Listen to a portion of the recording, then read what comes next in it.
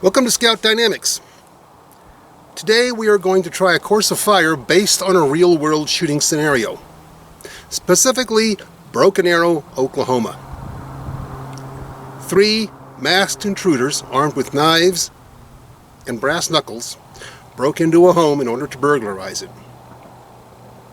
The homeowner's son armed himself with an AR-15, confronted the intruders, and after a brief verbal exchange, decided that his life was in danger and initiated the use of deadly force.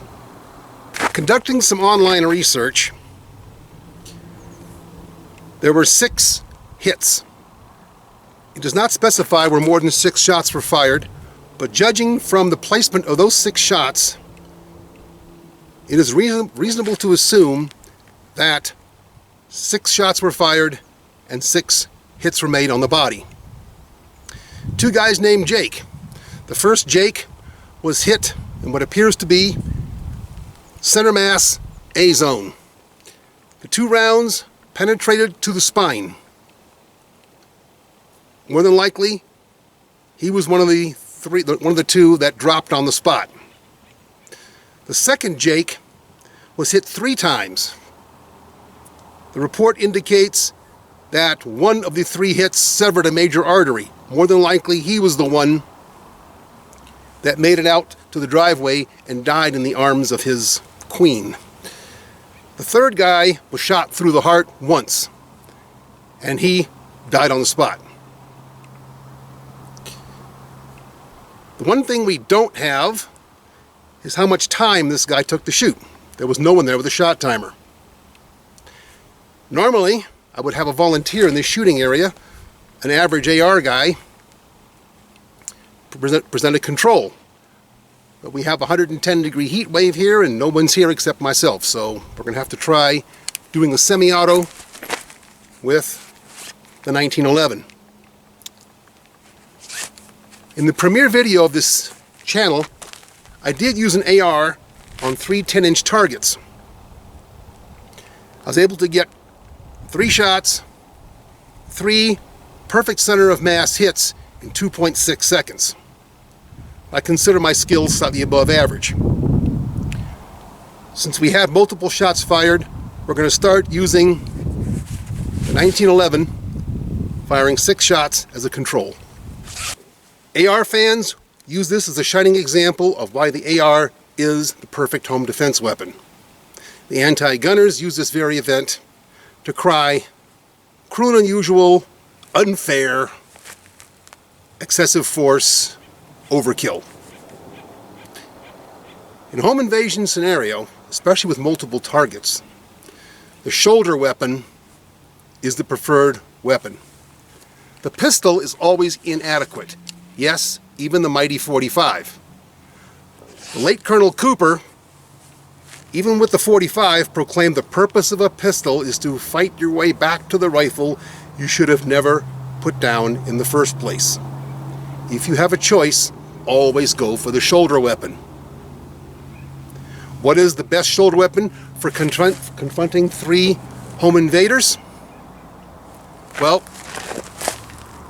it's considered a tie between the intermediate caliber semi-auto carbine and the shotgun.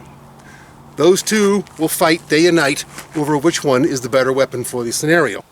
The late Colonel Cooper consistently referred to the AR-15 as a poodle shooter. Yet, Richard Mann, in his book The Scout Rifle Study, quotes Cooper as having said, "At short range, its man-stopping properties, even with hard, solid Spitzer bullets, are impressive. The AR-15 will stay on a man at 200 yards and it will strike a mean blow at that range." So when the Colonel refers to the AR-15 as a poodle shooter, he's referring to the weapon's operational envelope, the size of its operational envelope, not its performance within that envelope. The Scout rifle does not challenge either of the 2 in that category. The Scout rifle does not challenge any other rifle within its specialty. The Scout Rifle's mission is to be good enough over a large variety of tasks, not the best rifle for any single task. What we are doing here is seeing how the Scout Rifle performs in what is, for all intensive purposes, carbine territory. 1911, 6 shots, 3 targets.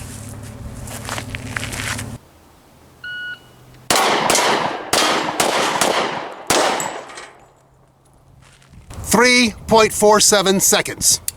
Now, let's see what the Scout Rifle can do in the exact same scenario.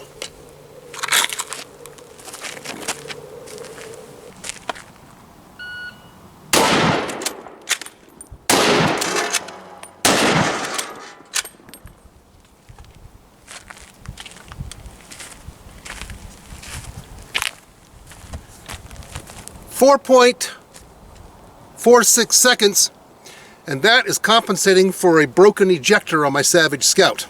So I had to actually tip the rifle on the side to eject the empty cartridges.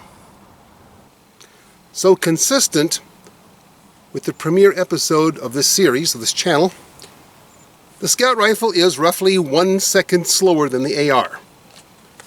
Even having to compensate for a broken ejector, I had to tilt the rifle to eject my shells, I was still able to come within 1 second of the AR-15's performance. In this case, I got 3 rounds off, and about the same time it took the AR to get 6 rounds off. But yet, I got 3 rounds off, 3 decisive blows. 3 hits in the A zone, which, with any full power rifle cartridge, soft point bullet, pretty much guaranteed to produce a drop on the spot. DRT, die right there. Once again, the Scout Rifle does not challenge the AR-15 or any other weapon within its specialty. It's designed to be good enough in this scenario and many others. Back in our series, Traditional versus Tactical, many Scout Rifle enthusiasts who are purists, i.e. they do not tolerate any protruding magazines or any tactardish features on their Scout Rifles, do so because it is not their go-to weapon for the bump in the night. So they are purists and they want to keep their Scout Rifle and other traditional rifles pure. They have an AR for that bump in the night or any other close-range self-defense scenario. For those who truly believe the Scout Rifle is their one rifle to do it all, these people tend to be more tactical in their Scout Rifle configurations. Hope you enjoyed the video. Like and subscribe.